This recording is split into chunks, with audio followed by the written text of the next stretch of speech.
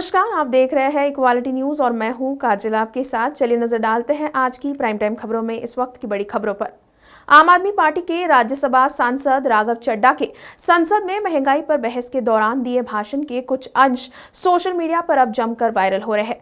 राघव चड्ढा ने बहस के दौरान जीएसटी को लेकर कुछ ऐसा कहा जिसके बाद निर्मला सीतारमण ने जवाब देते हुए उनके अर्थशास्त्र के ज्ञान पर ही सवाल खड़े कर दिए। वित्त मंत्री निर्मला सीतारमण ने जिस अंदाज में राघव चड्ढा को जवाब दिया उसका भी वीडियो अब सोशल मीडिया पर जमकर वायरल हो रहा है। दरअसल राघव चड्ढा ने बहस के दौरान कहा कि जो चीज 100 रुपए में बिकती थी वो आज 150 रुपए में बिकती है, तो इतने रुपए पर जीएसटी की दर लगती है। इससे सरकार को ज्यादा जीएसटी मिलती है और खजाना बढ़ता है। राघव चड्ढा ने कहा कि ऐसी सरकार की मंशा महंगाई कम करने की कभी हो ही नहीं सकती है। निर्मला सीतारमण ने बाद में इसी बयान का उल्लेख करते हुए कहा कि वे इकोनॉमिक्स का एक नया पाठ पढ़ रही है। उन्होंने कहा कि जब महंगाई बढ़ती है तो उपभोग कम हो जाता है, इससे जाहिर तौर पर टैक्स कलेक्शन भी कम हो जाएगा। राघव चड्ढा युवा प्रतिनिधि है, लेकिन इकोनॉमिक्स को दरकिनार कर देने से कोई फायदा नहीं होने वाला। साथ ही निर्मला सीतारमण ने इस बात का भी जिक्र किया कि जीएसटी काउंसिल में दिल्ली और पंजाब के भी वित्त मंत्री शामिल है। क्या वो ये कहना चाह रहे हैं कि इन राज्यों में मंत्री जीएसटी कलेक्शन ज्यादा होने से खुश होंगे? ये गलत है। कांग्रेस ने महंगाई, जीएसटी और केंद्र सरकार की नीतियों के खिलाफ शुक्रवार यानी आज सुबह से ही संसद से सड़क तक प्रदर्शन किया है। इस बार कांग्रेस की अलग ही स्ट्रैटेजी देखने को मिल रही है। सबसे पहले सोनिया गांधी ने कांग्रेसी सांसदों के साथ संसद में काले कपड़े पहनकर जमकर नारेबाजी की। उसके बाद राहुल गांधी संसद से राष्ट्रपति भवन तक मार्च निकालने के लिए निकले, लेकिन पुलिस ने उन्हें रोक दिया और हिरासत में ले लिया है। कांग्रेस ने महंगाई, जीएसटी और केंद्र सरकार की नीतियों के खिलाफ शुक्रवार को सुबह से ही संसद से सड़क तक प्रदर्शन किया। इस बार कांग्रेस की अलग ही स्ट्रैटेजी दिखाई दे रही है।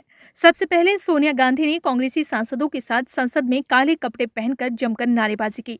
उसके बाद राहुल गांधी संसद से राष्ट्रपति भवन तक मार्च निकालने के लिए निकले, लेकिन पुलिस ने उन्हें रोक दिया और हिरासत में ले लिया। बता दें कि इसके बाद पार्टी मुख्यालय में मौजूद प्रियंका गांधी ने मोर्चा संभाला और वे अपने सांसदों के साथ पीएम आवास घेरने के लिए निकली, लेकिन यहाँ भी पुलिस ने उन्हें आगे ही नहीं बढ़ने दिया। नतीजन वे सड़क पर ही धरने पर बैठ गए। पुलिस ने उन्हें भी हिरासत में ले लिया। इस दौरान अजय माकन, सचिन पायलट, हरीश रावत, अविनाश पांडे सहित कांग्रेस के सभी बड़े नेताओं को हिरासत में लिया गया। दिल्ली के मुख्यमंत्री अरविंद केजरीवाल ने तिरंगा अभियान को लेकर लोगों से अपील करते हुए कहा कि 14 तारीख को तिरंगे के साथ राष्ट्रगान गाएं।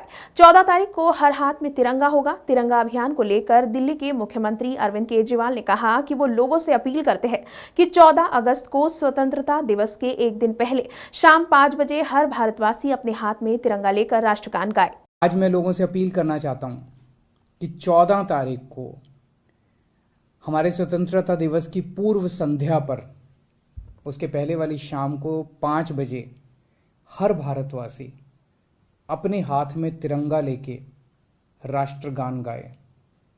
14 तारीख को पूर्व संध्या शाम 5 बजे हर भारतवासी अपने हाथ में तिरंगा लेके राष्ट्रगान गाए, पूरी देशभक्ति के साथ। दिल्ली में हम इसके आयोजन के लिए बहुत बड़े स्तर के ऊपर लोगों को तिरंगे बांटने वाले हैं। जो जो अपने से ले सकते हैं अपने से तिरंगे का इंतज़ाम कर ले, बच्चे पेंटिंग करके तिरंगा बना लें, जो जो लोग तिरंगा खरीद सकते हैं खरीद लें।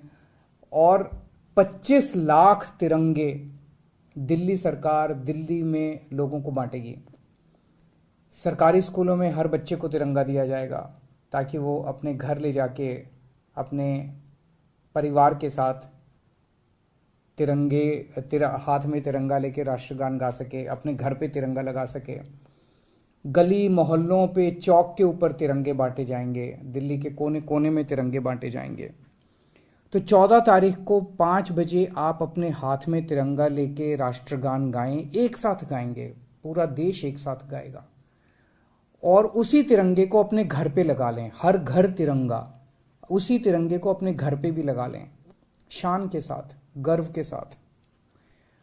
और जब हम तिरंगा हाथ में लेके राष्ट्रगान गाएंगे, हमें प्रण करना है कि हमें भारत को दुनिया का सबसे शक्तिशाली और सर्वश्रेष्ठ राष्ट्र बनाना है। हमें भारत को दुनिया का नंबर 1 राष्ट्र बनाना है। पिछले कुछ महीनों से भ्रष्टाचार और मनी लॉन्ड्रिंग मामलों में जांच एजेंसियों की कार्रवाई तेज हो गई है। वहीं विपक्ष बीजेपी सरकार पर लगातार बदले की भावना से कार्रवाई करने का आरोप लगा रहा है। उनका कहना है कि महंगाई, बेरोजगारी जैसे मुद्दों से ध्यान भटकाने के लिए सरकार एजेंसियों का गलत इस्तेमाल कर रही है।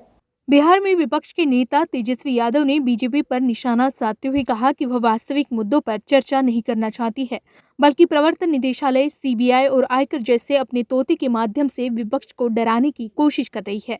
तेजस्वी यादव ने आगे कहा कि बीजेपी ने बिहार में 19 लाख नौकरियां देने का वादा किया था। वादे का क्या हुआ? बिहार के युवा शिक्षा हासिल करने के बाद भी बेरोजगार हैं। प्रदेश में भ्रष्टाचार हो रहा है, लेकिन दोषियों के खिलाफ कोई कार्रवाई नहीं की जा रही है। उन्होंने यह भी जानकारी दी कि 7 अगस्त को सरकार के खिलाफ महागठबंधन प्रतिरोध मार्च निकालेगा।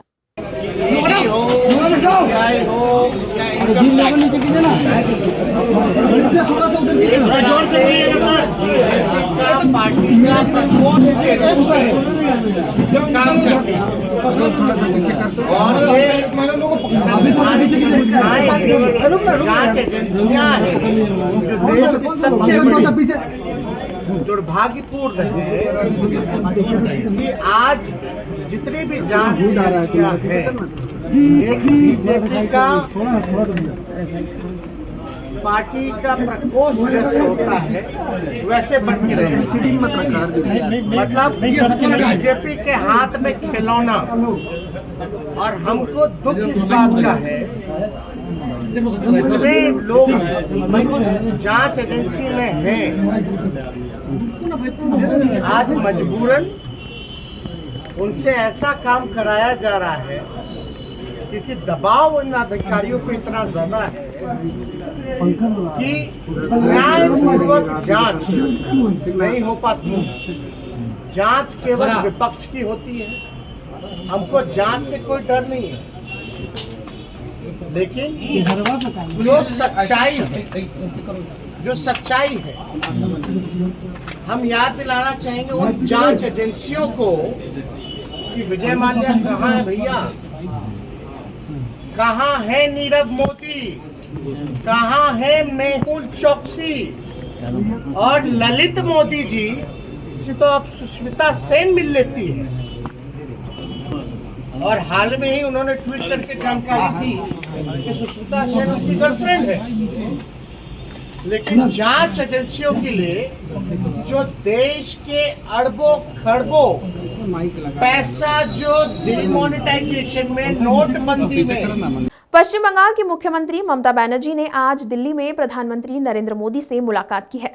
माना जा रहा है कि मुख्यमंत्री ममता बनर्जी ने प्रधानमंत्री नरेंद्र मोदी से मिलकर राज्य के वस्तु एवं सेवा कर, जीएसटी के बकाये सहित विभिन्न मुद्दों पर चर्चा की। प्रधानमंत्री कार्यालय ने दोनों की मुलाकात से जुड़ी एक तस्वीर ट्विटर पर साझा की है।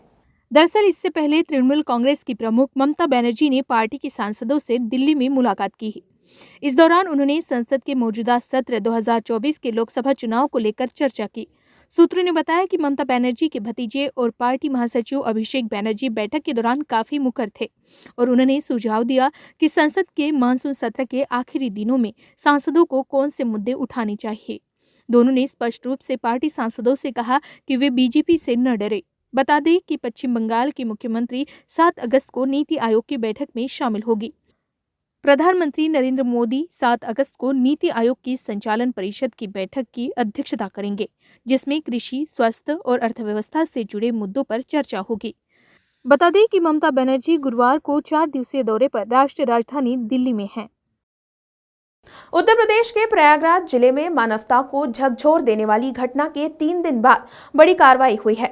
करंट की चपेट में आने से मृत बेटे का शव कंधे पर लेकर मीलों सफर करने के मामले में बिजली विभाग के 5 अधिकारियों पर गाज गिरी है। साथ ही मृतक के परिजनों को 5 लाख रुपए मुआवजे की घोषणा भी की गई है। उत्तर प्रदेश के प्रयागराज जिले में मानवता को झकझोर देने वाली घटना के 3 दिन बाद बड़ी कार्रवाई हुई है।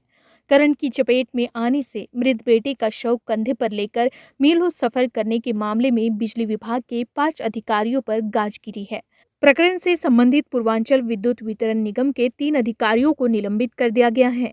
मुख्य अभियंता समेत 2 अधिकारियों को चार्जशीट दी गई है, तो वही मामले में कुशल श्रमिक रामजियावान को हटा दिया गया है। सभी पर संवेदनहीनता और लापरवाही का आरोप है।